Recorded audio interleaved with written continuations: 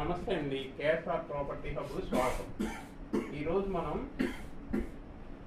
ఈ రాజధానిలో నార్త్ నుంచి సౌత్కి వచ్చే రోడ్లు N1, N2, N3, N4 ఇలా N18 వరకు రోడ్స్ ఉన్నాయి.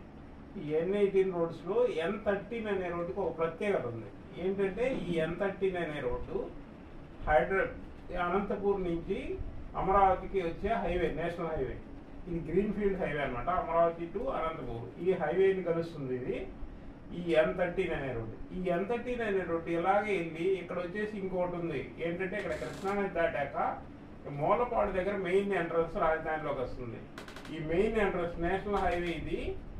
ఈ హైవే నుంచి ఇక్కడే రాజధానికి నార్త్ ఎంట్రన్స్ అనమాట, ముఖద్వారం, రాజధాని ముఖద్వారం ఇక్కడే వస్తుంది. ఈ ముఖద్వారం పైన ఇక్కడ కృష్ణానది మీద 4 కిలోమీటర్లు ఐకానిక్ బ్రిడ్జ్ వస్తుంది. ఐకానిక్ బ్రిడ్జ్ వస్తే ఈ N13 రోడ్డు కలిసిద్ది అనమాట. ఈ N13 రోడ్డు కలిస్తే ఈ N13 రోడ్డే ఇటు Anantapur highway continuation, Amaravati Anantapur green field highway అనమాట. ఇది ఈ హైవేని కలుస్తుంది. అందువల్ల ఈ N13 అనే రోడ్డుకి చాలా ప్రాముఖ్యత ఉంది. ఇటువైపు ఐకానిక్ బ్రిడ్జ్ వస్తుంది ఇక్కడ ఈ N13 రోడ్డుకి. ఈ ఐకానిక్ బ్రిడ్జ్ వచ్చేసి మూలపాడు నుంచి ఇక్కడ మూలపాడు రాయపూడి మధ్యలో ఈ ఐకానిక్ బ్రిడ్జ్ వస్తుంది అనమాట. దీనికి కూడా ప్లాన్ చేశారు. ఇక్కడ సాయిల్ టెస్ట్ కూడా జరిగింది.